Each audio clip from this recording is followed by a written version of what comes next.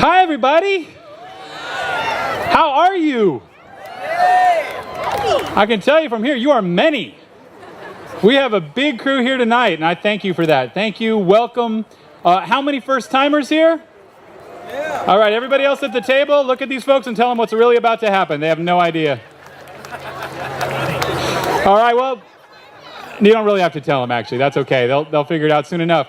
I am really happy to have you here. I'm going to ask these folks over by the bar, come join us if you want. We got stuff happening. Come on down. All right. A few of them might wander over in a moment. I want to thank our co-chairs, Margaret and Joanne. These folks are my bosses. They're just two of my 16 bosses, but they put in a lot of time, and they don't get paid to do it. So I want to give them a big hand. Thank you, Joanne and Margaret. I want to thank our spectacular auction chair, Denise Ashardes. Denise, you rocked it again. Denise's partner in crime, Kathleen, demoted herself this year to simple committee member. But I have to give her a shout out too. We had an incredible auction committee. We had Jill Johnson, we had Jane Brody, we had Kathleen Scott, Judy Bennett, and Stephen Schweitzer, all working alongside a lot of other volunteers to make this happen. So I want to thank you for that. This is about doing our work together, and there's no better illustration of the togetherness that we're talking about than holding a big party on a beautiful hilltop overlooking this region that we all call home. And I really want to thank you all for being part of it, because this is what it's all about. We're celebrating the fact that we can get things done on a whole number of levels. And I'm going to make a few comments about that tonight. There's a few things that set the fund apart and always have. We were a community foundation founded in 1980 to be an alternative model of philanthropy for a community that wanted to gather around critical, progressive, social, economic, environmental, political justice issues. Our founders, yeah, give that a hand, by all means. Our founders saw no reason why we couldn't do all of this work and be a community foundation at the same time. We could supply dollars, we could supply expertise, support, we could do whatever it took to help grassroots organizers and activists get the work done, and that's what we're here to do. One of the things we do is we engage in politics. We don't think politics is a bad word. We're talking small p politics. Politics is simply the word we use to describe how we all make the rules together. We think nonprofits should be more politically active, not less. We think individuals should be more politically engaged, not less. So I don't buy the P word politics as a bad word. We want everybody engaged in this work. This is our democracy. This is how we decide how we go forward, and that's what we want to see.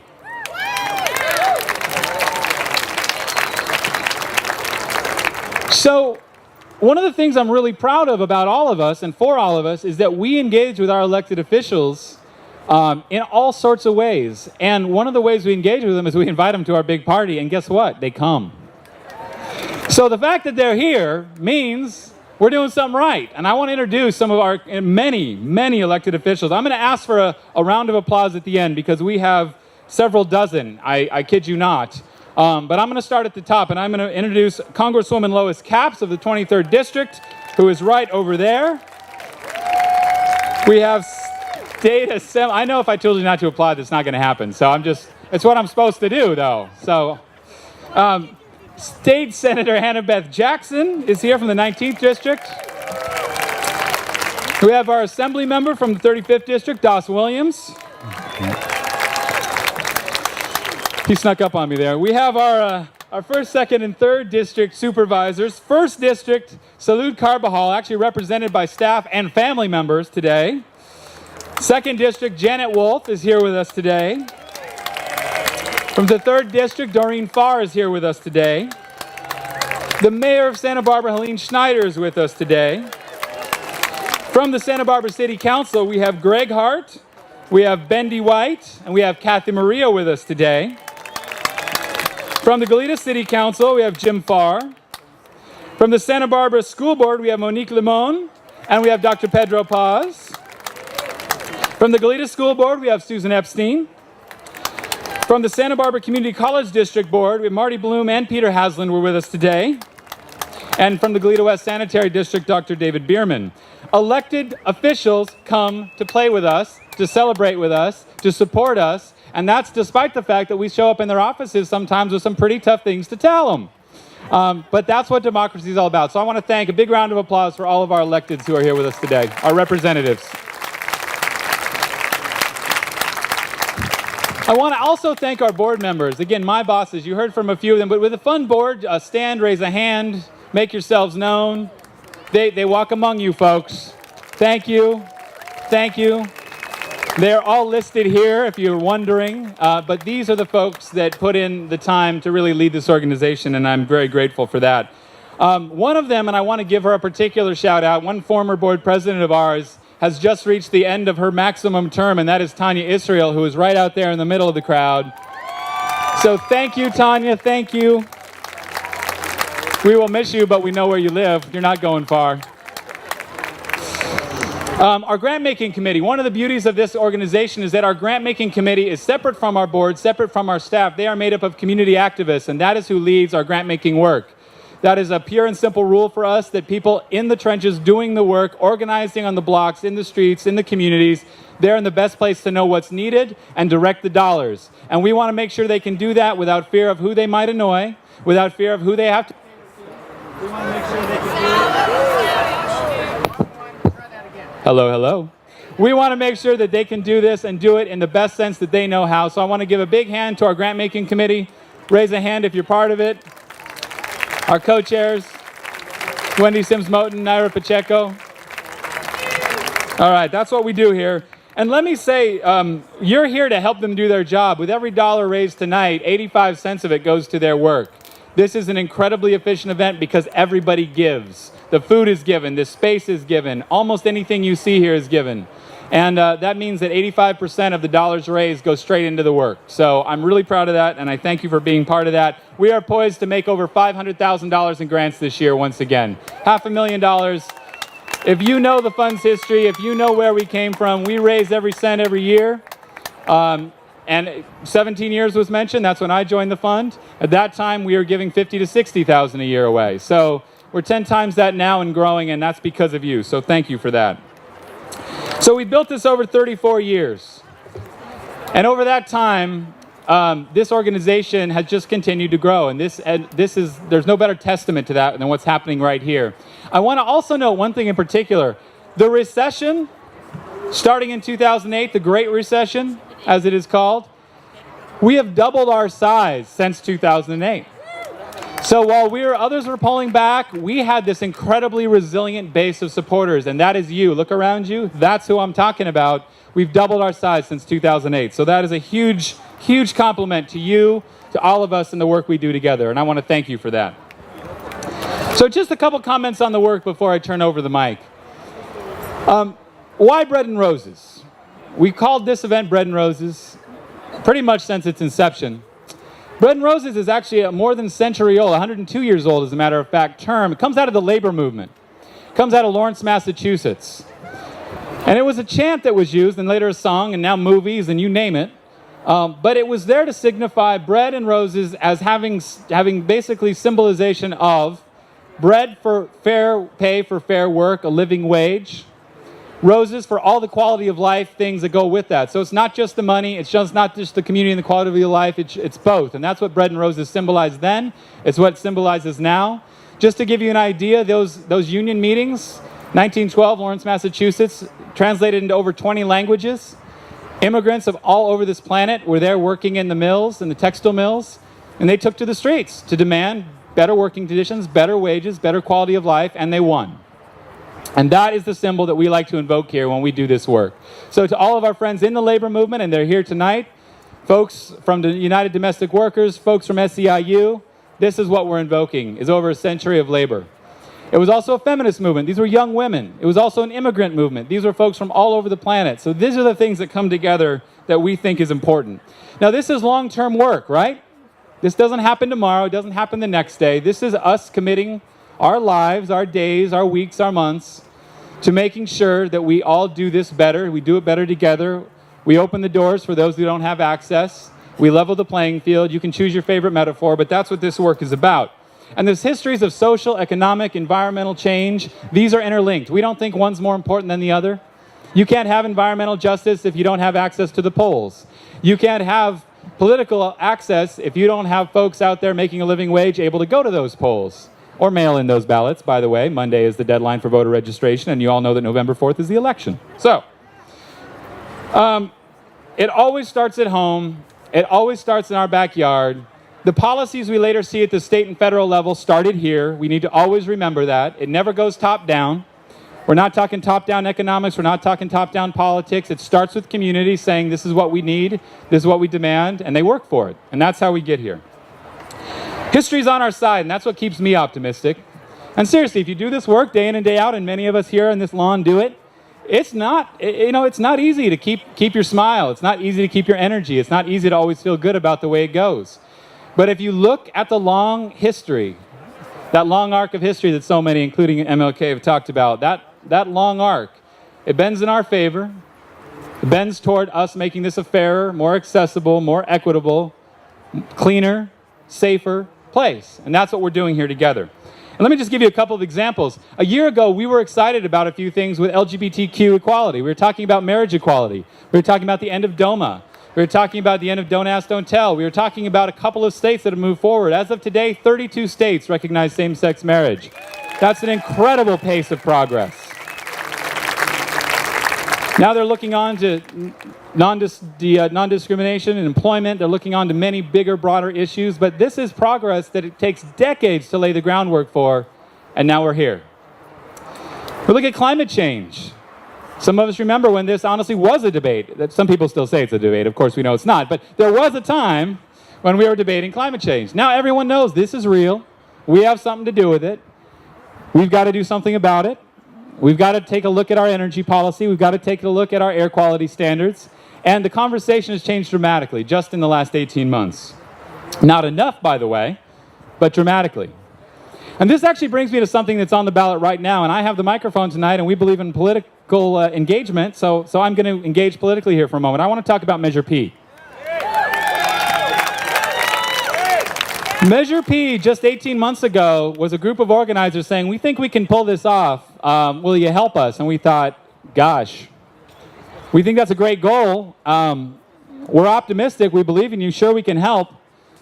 But you've got a really short time frame here, and you've got to gather a lot of signatures. Well, guess what? 16,000 plus signatures later, the Water Guardians had it on the ballot.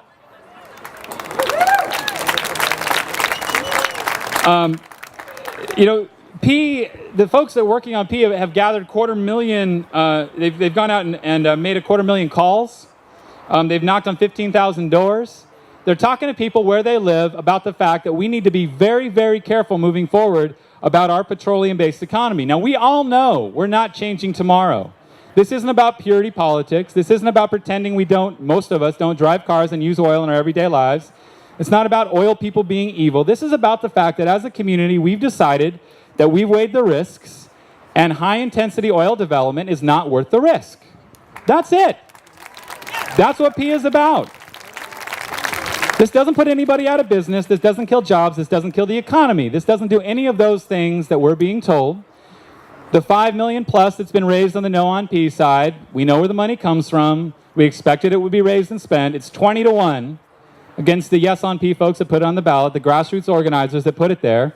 But the polling still shows if people got out and voted, and that means every last one of us, we pass Measure P. All right? That's what I have to say to you. If you don't believe me, if you think that I'm drinking some Kool-Aid or I don't know my facts or the folks that are pushing P haven't done their homework, I really encourage you to do that, because the fact is this is a simple, straightforward measure. There's a long history of keeping petroleum development in check in this county and simply saying that is not worth the risk. So that's what we're doing here with P, and I really appreciate you. I'm gonna quote Barry Lopez because he's one of my favorite writers. He wrote this brilliant essay back in 1990 that I love to quote, and it's a very long excerpt, but I want to read the last part. And he says simply, when we hear people talk about wanting to self-police, when we hear people hearkening to a heritage of a noble independence, there's simply no historical foundation for this. Outside of a few single individuals and a few small groups who attended to the responsibilities of living on the land, the reciprocities involved, the history of use of the American landscape has been lawless exploitation, And when an industry asks to police itself, we must have the courage to say there is no precedent. So that's it. People aren't bad. It's simply that the community has to step up and draw the lines and say what we're comfortable with, and that's what we're doing. So, yes on P. That's my point.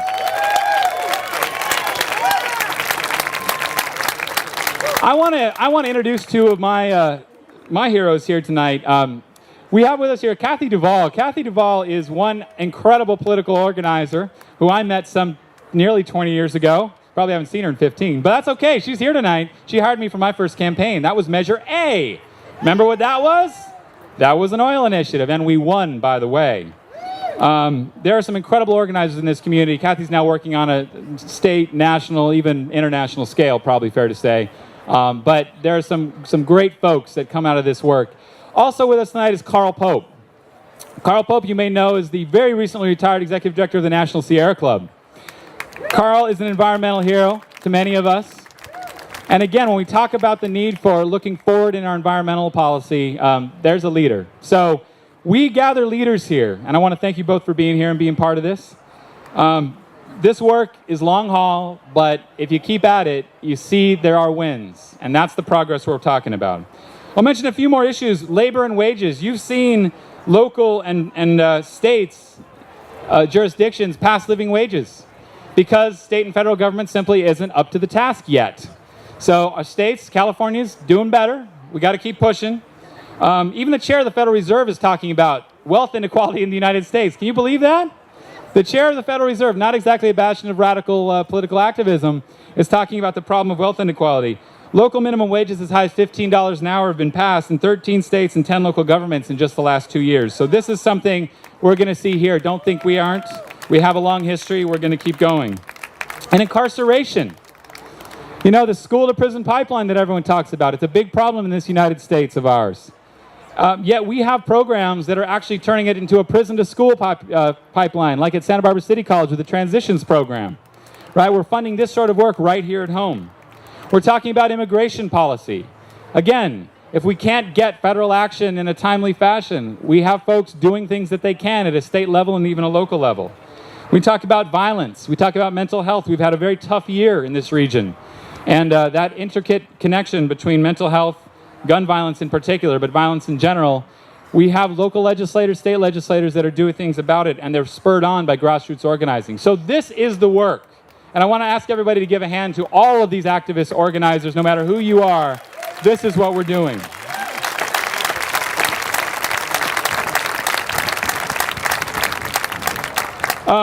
I have particular motivation on this. I was lucky enough to fall into work where I actually get paid to do this work, and I love it. I can't imagine anything I would rather do. But most people that do this work don't. So I'm very lucky. Some of us in this room also are, this lawn. But, you know, with a family now, I really am thinking about what are we leaving the folks that come after us. I have a 3-year-old.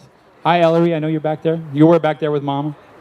I have a 9-month-old. I think about what are they going to say to me 20, 30, 40 years from now about how we did. And I think that's important. It sounds cliche, but all of us need to be thinking not about our own kids, whether you have them or not, but about your neighbor's kids, your community's children, children's children, 7 generations down, as we've been reminded.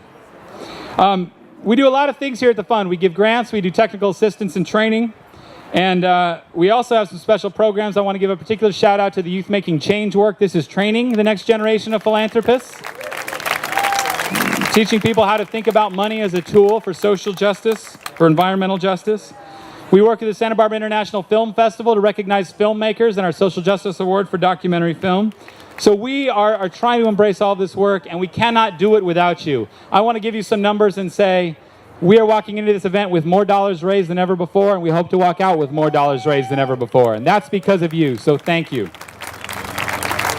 In closing, I just want to introduce the fabulous people I get to work with before I bring up our auctioneer. I have the privilege of working with an incredible staff, in addition to some incredible volunteers, but I want to introduce my staff members, my colleagues. And I want to start with a guy that works behind the scenes doing all kinds of things with our Technical Assistance Program, but also with this event, and that is Technical Assistance Program Manager Gary Clark.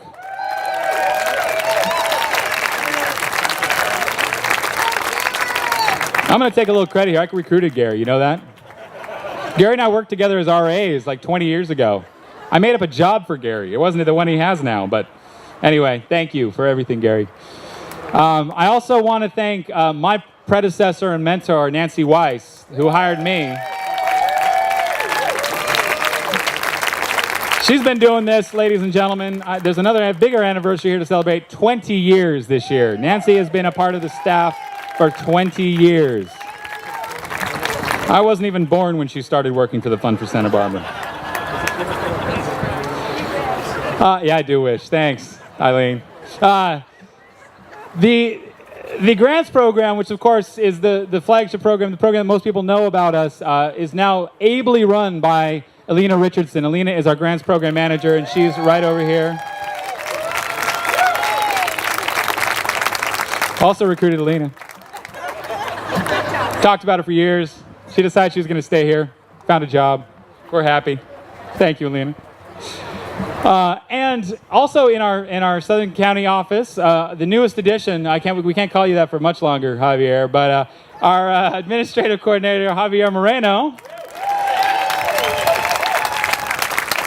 We dressed very similarly, and he wore a green tie just to tell us apart. So I appreciate that you did that. Thank you. And then in our Santa Maria office, who does the work of several normal people, Christina Gonzalez, who staffs our Santa Maria office, runs our Youth Making Change program. Did you notice that Christina also matches Javier's tie? That was so cool the way they did that. I didn't even notice that until right now. So these are the folks. I mean, this is the staff that I get to work with every day, and I'm very lucky that way. We have a lot of fun in our work, despite the fact that it's very serious work, and we know we need to spend our days and nights making sure that things run smoothly. We love it, and we're very honored to do it together.